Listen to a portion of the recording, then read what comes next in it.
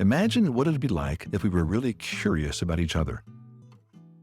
Hello, and welcome to another episode of Relational Spirituality, the weekly podcast of largerstory.com, the podcast that sees all relationships as spiritual and all spiritual formation as relational.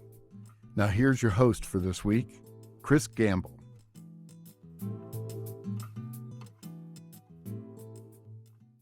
Welcome, everybody, to this week's episode of the Relational Spirituality Podcast. I'm your host, Kris Gamble, and today I am joined by my friend, Chad Ibach. Chad, a year ago this season, finished up your doctorate of ministry at George Fox. Is that correct? That is correct. Yep. Well done at accomplishing that. I know a bit about his dissertation, and it's of particular interest to us.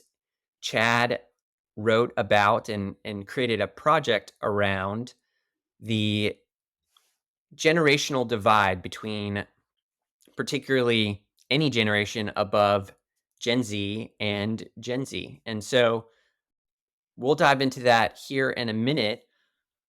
I briefly want to touch on his family is good family friends with the Crab family, and they have a coffee shop near where they live just outside of Detroit in Northville called the Red Dot Coffee Shop.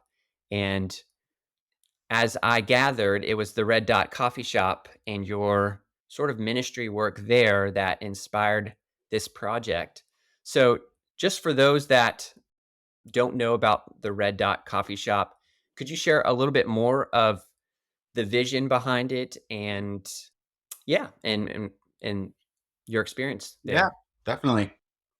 Yeah, so my parents opened up the Red Dot. It'll be 7 years this July, which is wild to think about. So my mom had a vision to open up a space for people to come and have conversations that matter. And so, yeah, I helped start that in 2016. We opened up. I don't work there any longer, but yeah, it's still going strong, and it's been fun to support them, not in a as hands-on of a space any longer, but just being able to be a little bit more behind the scenes support. They're really trying to create spaces for individuals to come, whether it's for the staff to have conversations or whether it's for the customers to be able to come in and have conversations. And so it's been really cool to see the journey over the last 7 years. Yeah, and if you're listening and you're anywhere near the Detroit area, definitely check it out. It's a Yeah. cute, restored, historic home, and they do have these great little spaces and delicious coffee. And Arlita, Chad's mom, is just one of the sweetest, genuinely ladies to meet. So Yep, Northville. So Northville, Northville, yes. Michigan, come by and have a good cafe meal. It's our most popular drink, but we got good pour overs, and the croissants are to die for. So stop by if you're in the area. Well, jumping in, Chad, why don't you give us just a little bit of overview of your degree and particularly your dissertation, the problem that you were working on by creating this project, and really what made you decide to do this topic, and then how did you arrive at the project that you decided to tackle Yeah.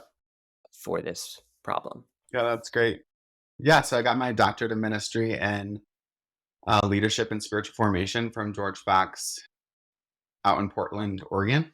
So it's actually Portland Seminary is the technical term of where my degree is from, but through George Fox University. So how I got connected from Michigan all the way out to Portland, I did my master's at Taylor University in Indiana. One of my colleagues there was getting her doctorate of ministry from George Fox. And so through conversation with her just decided that I wanted to pursue the doctorate of ministry degree, specifically in spiritual formation, was like a huge draw for me, thinking about my background and where I've come from, and a lot of things that I've learned over the years, that spiritual formation was kind of the direction that I wanted to go if I was going to further my education. So that's kind of how I ended up at George Fox. It was a 3-year program. We would go out to Portland area. We were actually out at Cannon Beach we would go out once a semester for the first 2 years. So the first 2 years were like coursework as well as writing the dissertation. And then the final year was all dissertation work. George Fox moved away from the traditional dissertation model. So my dissertation is not a strictly like written paper. It is actually a project. So we came up with a project portfolio rather than a specific written dissertation. So which was also a draw for me to go to Portland Seminary, because I like to write, but to write a dissertation is a huge undertaking, and Daunting. yeah, very Undertaking. daunting task. I was in a cohort model. We were the first ones to go through this project portfolio format. So we're definitely the guinea pigs, but it's fun to be the guinea pigs at some points, and definitely tiresome at other points. I was really, really thankful to be able to do a project. Having a deliverable was part of our like goal and requirement. Maybe that's better. Requirement was to have a deliverable, whether it's like a book or a podcast or an app on the phone or a program for people to go through, whatever it was. So what was your other question? How did I pick the topic? Yeah. Really, how did you land on Yeah. cross-generational Yeah, that's right. relating and Yeah. see that need Yeah. and then move into the particular project that you chose? So, yeah, that's great. I know you asked a couple that I couldn't remember. Yeah, so while like throughout the program, we had to come up with an MPO, which is a need, problem, or opportunity in our ministry context. And so my ministry context was when working at the Red Dot. So while there, which now I'm no longer there, but while there, I noticed a lot of just interesting dynamics between the generations. We would have a lot of all generations coming into the shop as customers, but then also the cross generations among the staff. And I think I noticed one summer, I think probably after my first year at George Fox, I noticed just the difficulty that I was having connecting with the younger generation, like Gen Z specifically. And Mhm. so, which was fascinating to me, because I feel like I've always been somebody who's been able to connect with all types of generations. But I've noticed in myself, wow, like I can't relate as well for whatever reason. And then I wanted to focus specifically for my project around the idea of having spiritual conversations. As I noticed my own personal struggle with connecting with the different generations, that's kind of what sparked my like curiosity of what could we do to help bridge that gap. And so throughout the process, I had a bunch of different focus groups with different generations, just with people I was connected with. At the time, I was also connected with Young Life. So I was working with students, Gen Z as well. And so I was able to pull a group of students from Young Life. We had a lot of younger staff at Red Dot, as well as different individuals who were either working with Young Life or different individuals that I was connected with in the area that were in the older generations. And so we had different conversations over the 3 years. What is, Gen Z looking for, and what are older generations looking for, millennials, that we are like not doing well? or haven't done well or just haven't known how to. And I think that as I studied and thought through the process, it it's not just Gen Z. Like, it's how do we create conversations among all generations? Because I think it's so important, this cross generational idea, having people who are older and younger than me, on both sides, that we can kind of do this journey together.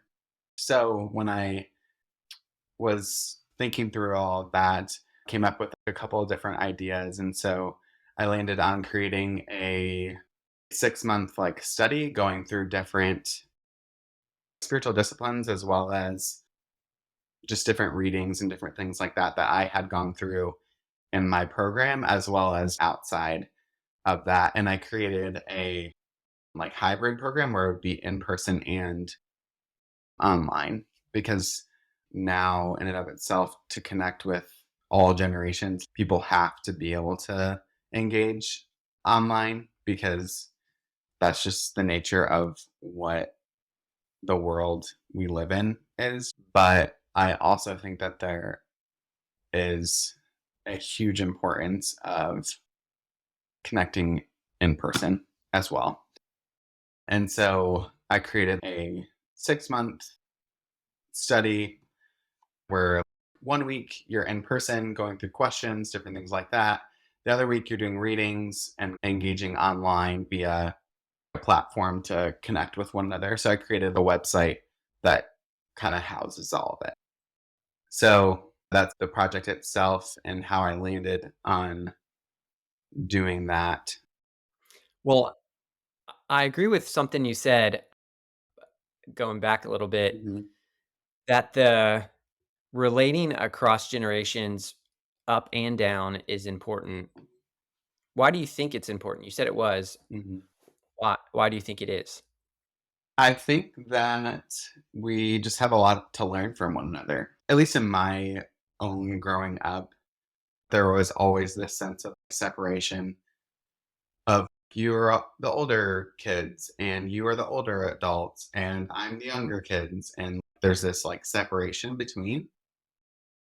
But I think that there's something that you miss with that mentality. I think that we are all on this journey together. And while, yes, obviously people, further along in their journey than me have different life experiences than I do and have learned and maybe aren't in a different space than I am, but you can learn so much from people behind you and in front of you, that to not have those types of relationships in your life really is a detriment, because you just kind of miss out on being able to connect in different journeys. Someone once told me just this idea of going into a conversation, no matter who it is, and there's always a chance to learn from Mhm. somebody, no matter, you know, the age of that person,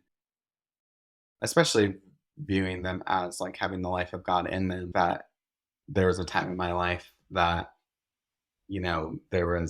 I was working with a youth group, and some of these young kids like taught me so much of who God. Like TikTok trends, right? Yeah, definitely TikTok trends. I think this was before TikTok actually became like a big thing. This There was, was, like, life before TikTok? I know, right? I'm trying. It would have been in like 2015, so 8 years ago. I don't know if TikTok was around then, maybe, but it wasn't big. Yeah, Yeah. I can think back on that time of life and realize like how much I gained from interactions with people who were younger than me. And I think I've always been somebody who has had or like respected people older than me, but I haven't disrespected people who are younger than me. But just this idea that, oh man, any person along the journey can really show me more of who God is, that it doesn't matter the age. It just is like the life of God in this person really can, yeah, reflect something different that I don't really see or know. So I think that's why I think it's so important, and that if you just stick with like your own, little pack, it kind of is a detriment, I think, to you. Mm. And obviously it's like easy to interact with people who are in the same season of life. That's just natural. So I don't think that that's a bad thing. But I think if you solely focus on, I'm just going to connect with my group of people, I think you kind of miss out on other perspectives. And so I think there's a time and a place for both. Like obviously there's a time and a place to connect with people who are in the same season of life. It's like good to dialogue with one another about what are you going through with this situation, or how do you all handle this, or whatever. But then also to be able to be like, I wonder what this younger person thinks about this, or what did, this older person think about this. I think that there's value having all. So Right. It reminds me of something a mentor of mine brought up to me, which is he encouraged me to have at all times a Paul in my life as if I was a Timothy in my life as if I was a Paul, and a Barnabas as somebody to walk alongside Paul. mm, And so, yeah, and not only because there's a transference of knowledge and maturity and life experience. Well, I guess that's what I want to say is that there's also just real life experiences that happen at different seasons that are relevant to that age and stage mhm. that are not the way you're thinking, what you're having to go through. And so, yeah, just there's like the spiritual transference of wisdom and maturity. And then there's also just like cultural differences between generations that are valid and important for us. For sure. Well, let's talk a little bit more about your dissertation. Mhm. What was the maybe greatest insight or success that you had working on your dissertation? And Yeah. if you don't mind sharing, what were the greatest challenges? hmm I think one of the biggest insights is what we've been talking about of the importance of this type of relationship. I think that even though I haven't touched it in a year, I look back and I think, wow, that's still something that is so necessary and so important.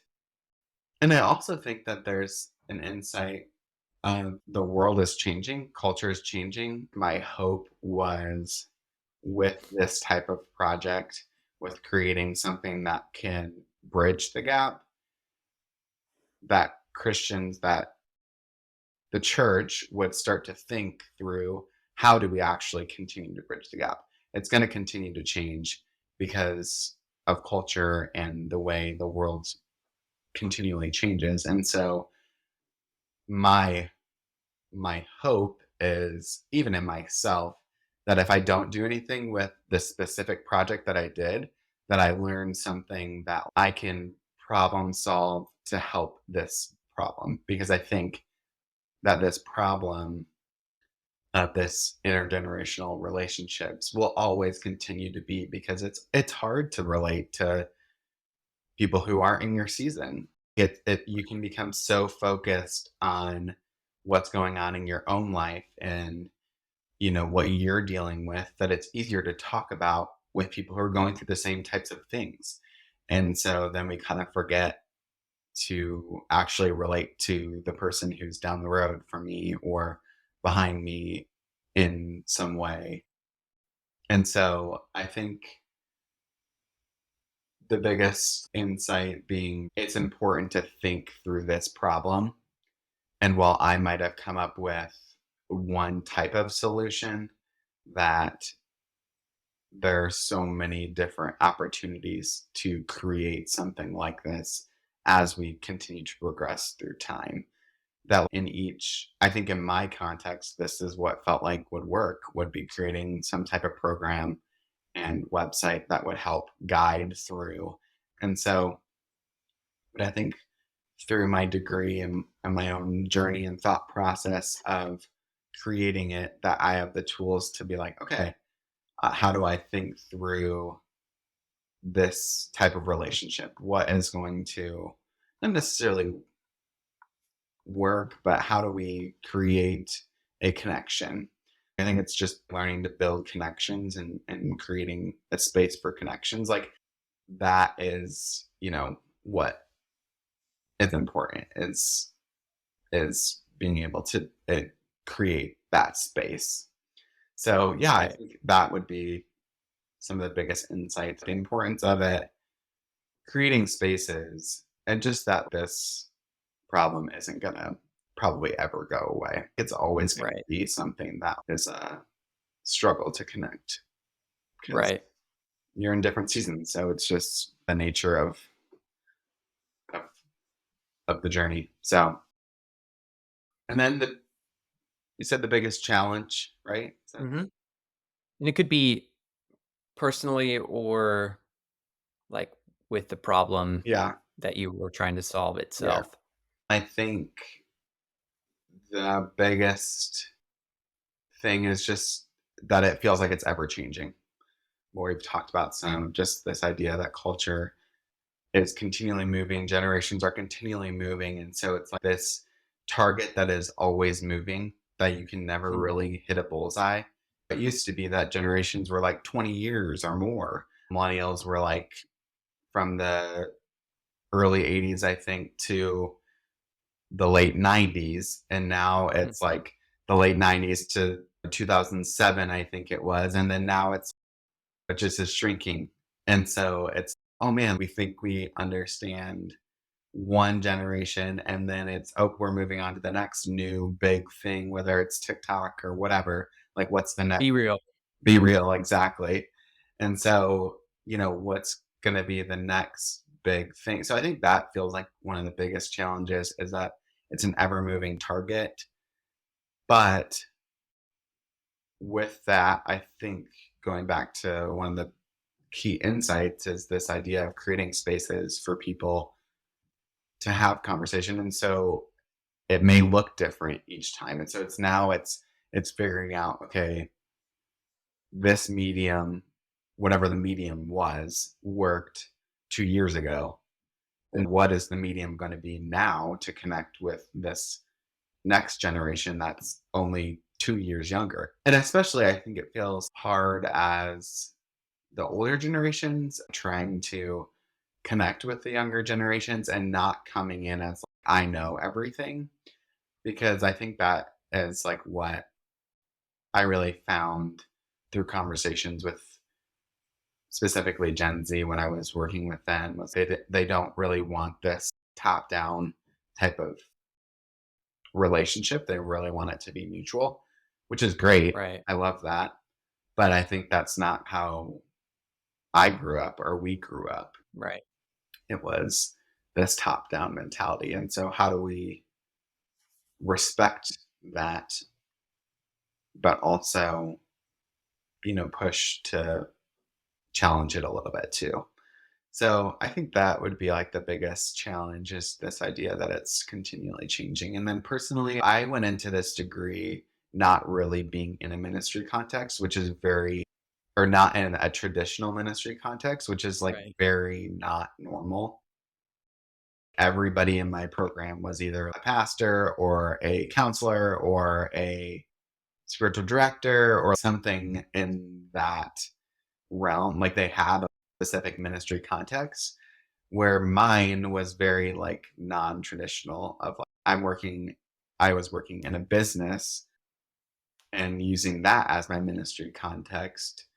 And so it just was like really interesting to think through the project in that mindset. And I was very young doing the program. I was the youngest in my cohort. Well, I was just thinking that shouldn't a business be a traditional ministry context in the sense that we're ministering to our immediate sphere of influence Yeah. and as you go make disciples, so as you are going in the coffee shop seeking to make disciples, hmm Yeah. just a little.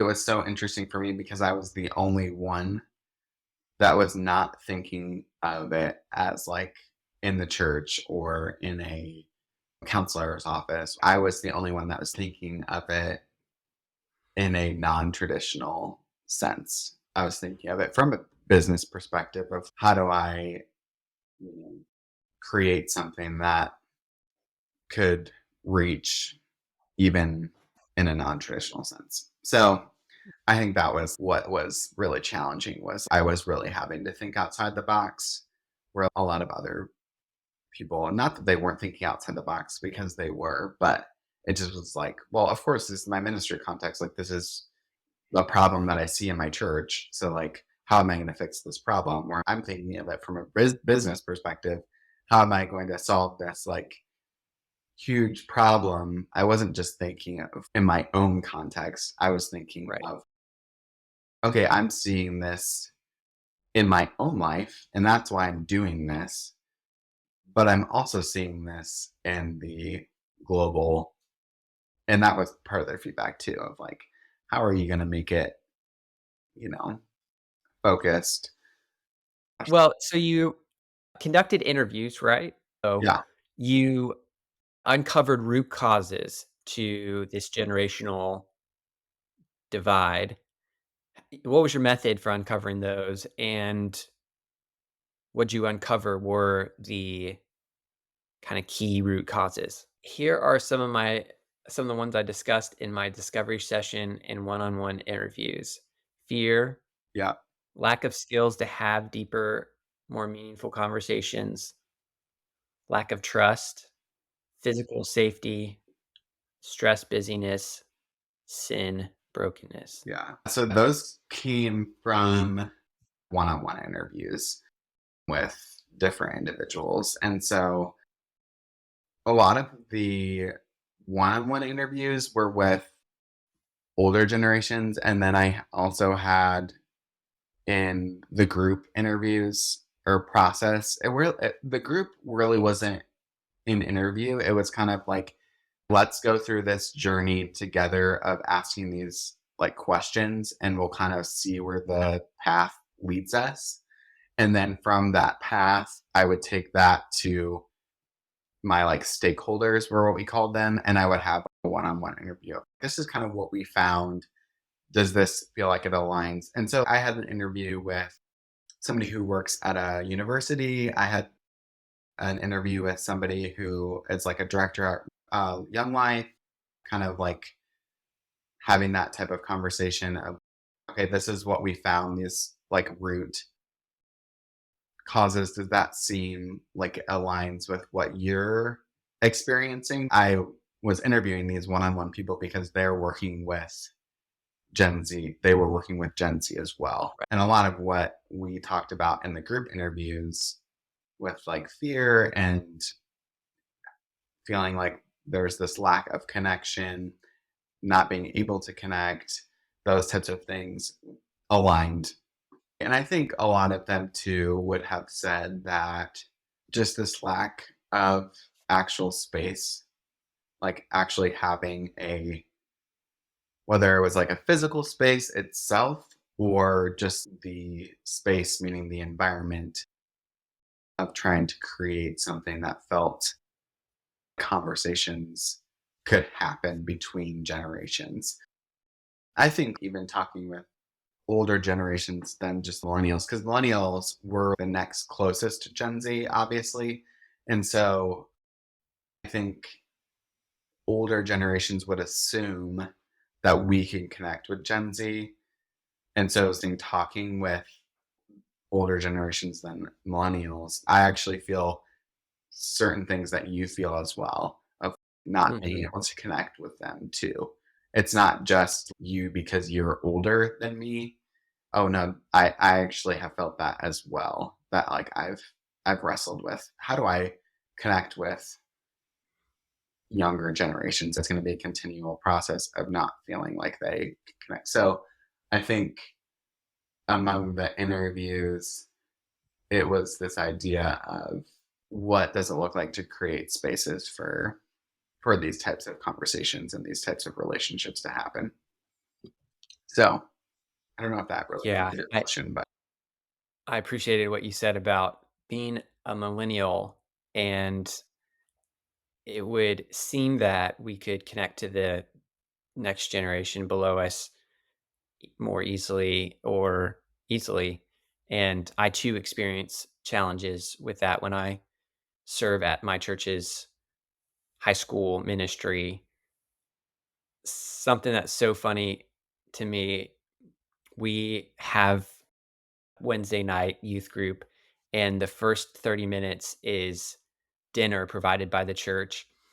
So everyone kind of shows up on their own time, officially starts at 6, and 6:30 is when dinner ends. But it feels like the high school cafeteria all over again, where you like have your food and you're like looking where to sit, and oh, that's the cool kids. Like, I'm not sure I'll fit at that table. So I was socially awkward and maybe still am, but definitely didn't feel like the the kid that could relate as easy to just anybody or was seen as cool. So anyway, so I all the time find that barrier is there.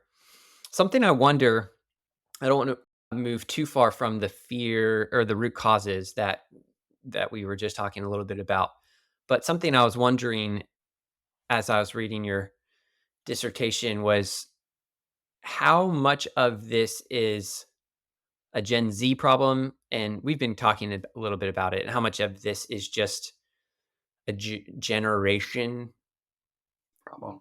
a function of different cultures and different generations, Mhm. and then maybe even more what I think about is how much of it, to one of your root causes, is the Gen Zers are teenagers and early 20 somethings, and so maybe they just lack the tools to reciprocate conversation Mhm. because they're teenagers and they're still learning themselves, Mhm. and Mhm. Yeah.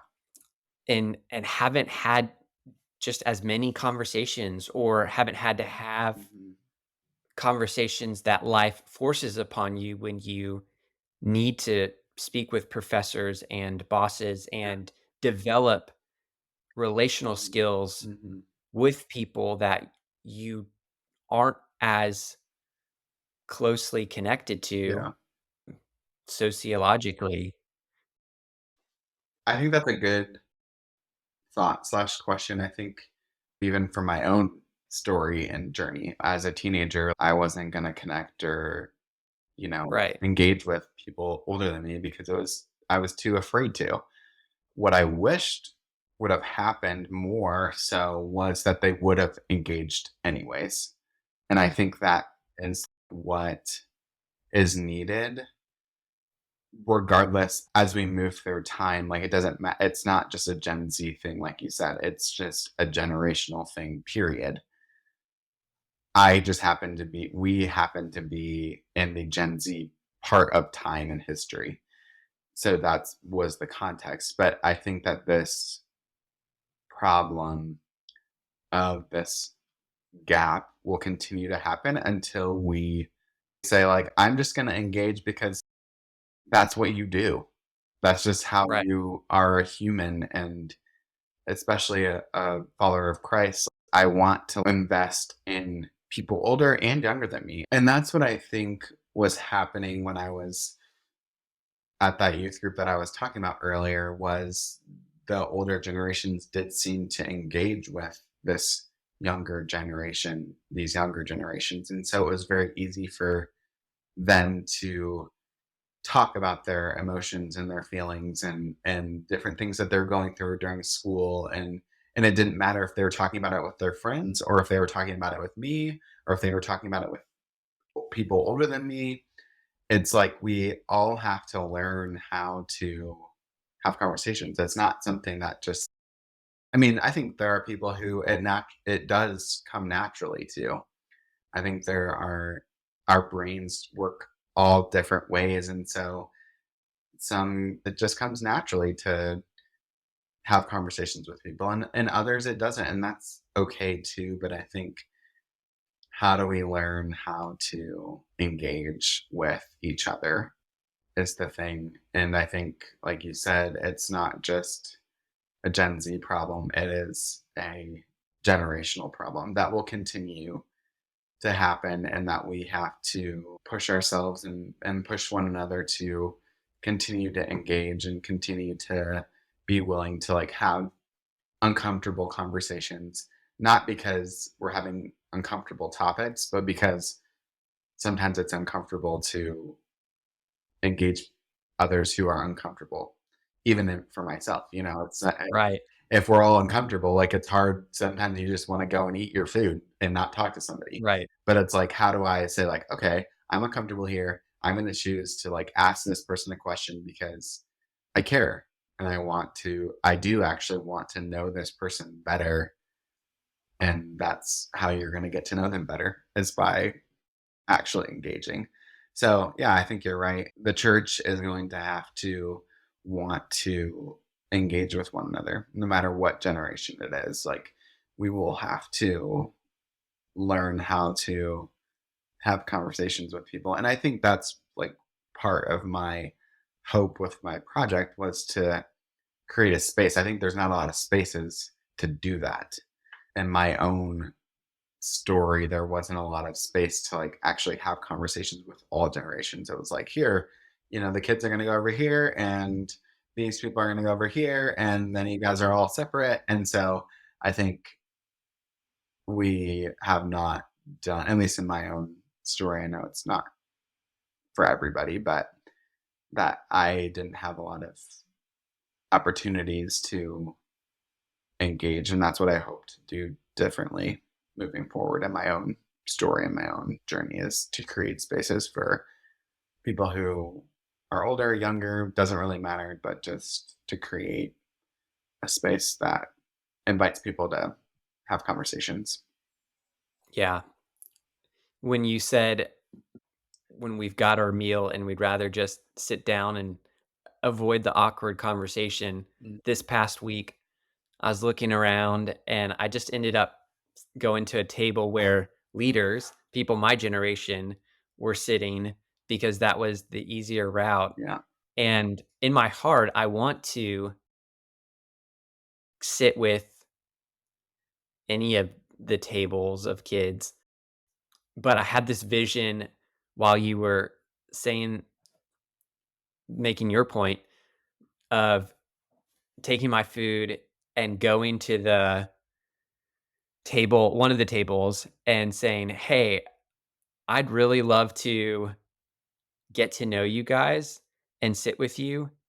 And I actually feel anxious about it, or I'm afraid of being rejected, but I really long to know you guys and be friends with you. Would you embrace me while I figure out how to sit here and work through my own anxiety Yeah. and have a chance to get to know you and just see what happens Yeah. from doing that?" Yeah. But what I love about this conversation is, even what you were saying was one of the key insights, is it's sort of a matter that, like, this cross generational thing is a matter of seeing the importance and making the effort. Mm.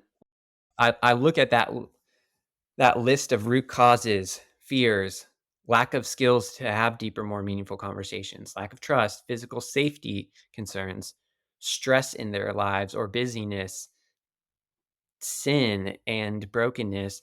And it could almost feel like we need to have an answer for all of those root causes in order to then be able to enter in order to make and establish the connection. And yes, there is things that can be done to build trust, for them to cultivate more skills, to address their fears, Yeah. to feel more physically safe. Mhm. But what I'm sensing is that making an effort, a sustained effort, not a one-off effort. Oh, hey, would you want to go to lunch with me this week? No, okay, and then never trying again, but rather, an intentional and sustained pursuit, obviously with some awareness that if they're just totally not, Yeah. wanting to hang out, Exactly. don't be this creepy person showing up at their house. You didn't come to lunch with me, Like, what the heck? so we're having it here. No, but yeah, I think part of it is just seeing the need and showing up. And just one more thought comes to mind. I feel like I'm sort of continuing on here, but You're fine. one of the spiritual directors for Larger Story, one day when we were talking about our upcoming courses, digital courses that have some crossover to your program, an online space that creates opportunity both online and in person, if proximity affords the in-person part, to work through material that creates context for and structure for intentional time and direction and mutual vision, with the hope that it would be a means for one generation connecting with the next. Mm. But one of the spiritual directors from Larger Story mentioned, as we talked about potentially them being involved in this cross generational digital course. Mhm. I think it was a pilot program we were talking about at the time. Mhm. He said, I'm too old to relate to that generation, Mm. and counted himself out. And I think I just for a moment accepted, yeah, maybe he, you know, not that this person's that old, but maybe he doesn't have the skills to, or the like knowledge of what that generation. I think he even referenced not knowing really how to relate with them, or what they like to relate about, I think Yeah. is part of it. And so I'm bringing the point to say that I think part of what keeps the the gap in place, generation after generation, is counting ourselves out and saying, I just can't relate to them. I just don't like those things, or Mhm. I'm not a tech savvy person, Yeah.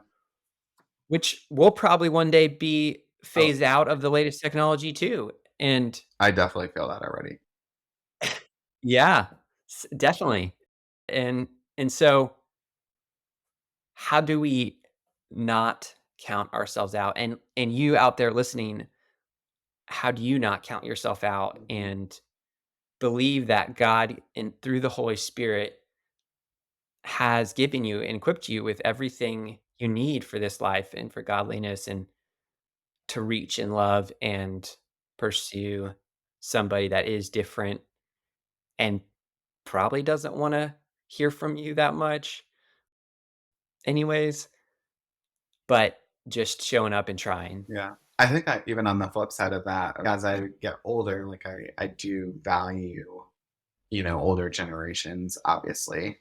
But I think as a teenager and, as a early 20s, it was like oh, like I can figure this out on my own, blah, blah, blah, whatever, and not really seeing the value. And so I think that older generations feel like counting themselves out because they have been counted out so many times. Mm, And mhm. so my hope would be that in some type of program or conversation like this is like we see the value in all of the generations, that like young see the value in the old and the old see the value in the young and everything in between, and that like we can show this mutual respect as well as mutual learning from one another, that I can learn about the tech things from these younger people, but then also the old people can teach me how to whatever, Do business or exactly. relate to your significant other. Yeah, exactly. So I think that it has to be a mutual thing, because I think there's so much. I mean, I even see it in my own life, just like angst towards telling me what to do or how to do it, but really trying to shift that mentality to really respect that like somebody has gone through the journey before me and I can learn from them because they do have value. Because conversations with older people, they're like, do people like your age even want to hear from us? And I do. And so, and maybe everybody doesn't, but that is like what I hope to teach younger generations, is that everybody has value and everybody has a story. And so it doesn't matter how old or how young you are, that like the life of God is in you. And so how can you learn, or so yeah. Yeah, and humble ourselves because we actually know so little Mhm. of the infinite amount of knowledge to be learned in this world. Yeah. What I know is like a grain of sand on a beach of knowledge, Yeah. and there is something that you know, Chad, or that those 10th grade guys know that I don't, Yeah. and I need to have the humility to say, "How can I learn from you?"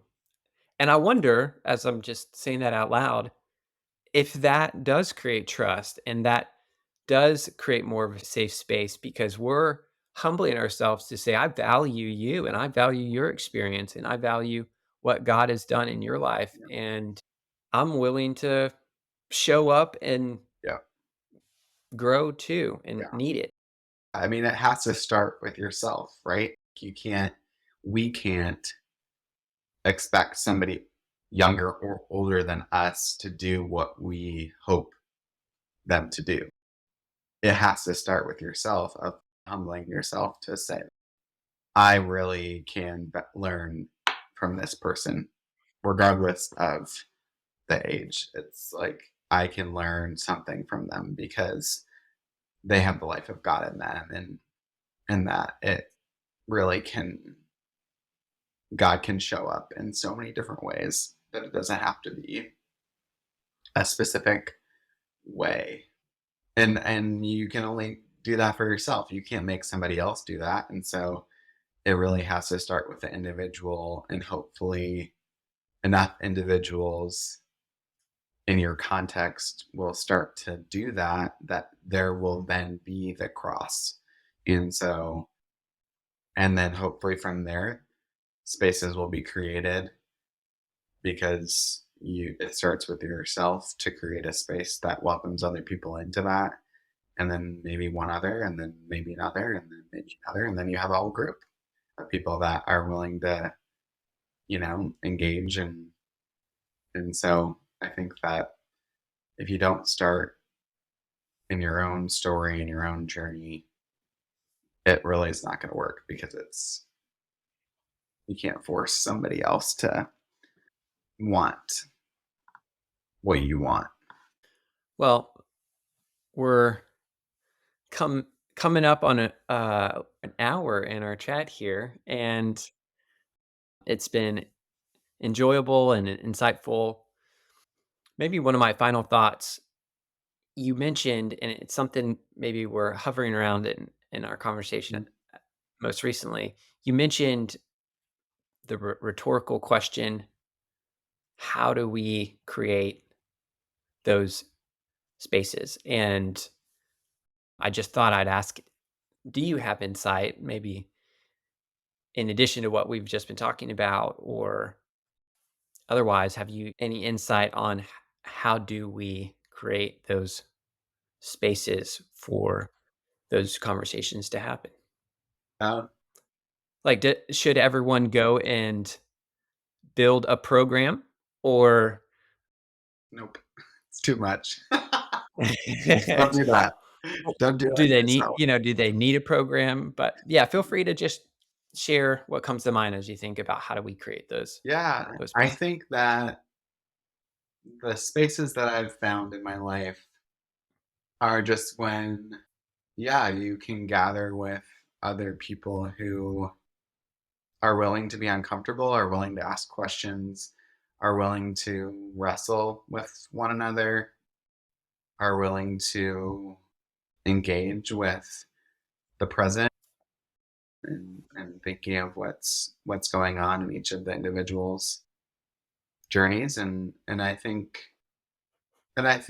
trusting the Holy Spirit that God will move in ways that you will never understand, and trusting that like it's a process that like creating a safe space doesn't just happen overnight, and that like most people, including myself, have not had spaces where they feel comfortable to be themselves. And so I think that that takes a long time, and there's so much of each person's stories that you just don't know about that causes them to protect themselves or to not be themselves because that's what they've learned throughout life. And so I think creating a space to unlearn ways that you've protected yourself, ways that you've tried to overcompensate or whatever, and trusting that the Holy Spirit will do his work in those spaces and really not forcing something to happen. I've had a group that we recently stopped meeting just through life circumstances, but we met for I think 5 years. We met every week, and that group shifted and morphed over the years, but a lot of our common thing was just coming around different thoughts and questions and really being able to show up each as individuals where we were at in the journey and being okay with that. So I think like finding spaces where you can be yourself and learn it's okay to be yourself, because I think a lot of us don't feel okay being ourselves. My little bit of insight of trying to create safe spaces is just letting it naturally happen. I think so often of life we try to force things to happen because, of course, I desire more to see more spaces where people can have deep, meaningful conversations. But most of life is not deep, meaningful conversations. And so you just have to be okay with that and still trust that God is working and moving in your life, and hope that you can find little glimpses here and there, and that often it could be a group of one or two of you, but that is okay. And that from there, each of you can have one or two more, and then it kind of spreads. So Yeah, I appreciate your comment about not forcing it, because I think as humans, we can try to make it happen in our own strength. And so, really, technique is listening to the Spirit and trying to follow his prompting on timing and the word curiosity, Larry Crabb's used a lot. And this season in Larger Story, we're kind of theming for a book club the pressures off. And so not trying to force it, taking the pressure off, it is just what I wanted to kind of draw a connection to. Yeah. Few other Larger Story things. If you're not a part of that book club, it meets monthly, and we would love we'll do it for the whole year and then reevaluate. But we'd love anyone listening. We welcome them to join. It's an online group with teaching and then breakouts based around whatever that book of the quarter is. And then thinking about spaces, we're hoping to create opportunity for those spaces through the Larger Story courses that will walk through Larry Crabb material, and we'll be releasing soon the first one, Experience a Grand Adventure.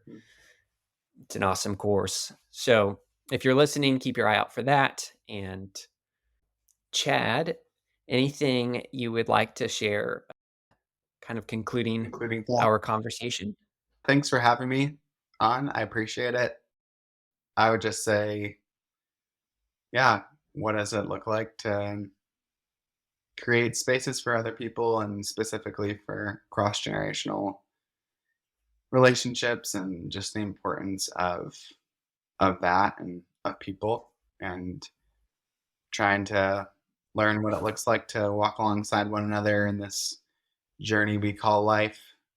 And yeah, I hope that we can each find those spaces in our lives. And if you don't have that, I pray that someday you will. So, Indeed. Yeah. Well, thanks everybody for listening, and we will catch you guys the next week. And thank you, Chad, for joining us. If you like what you heard today, hit the like button just below. Then come back by subscribing to our podcast channel. For more resources on relational spirituality, go to our website at largerstory.com.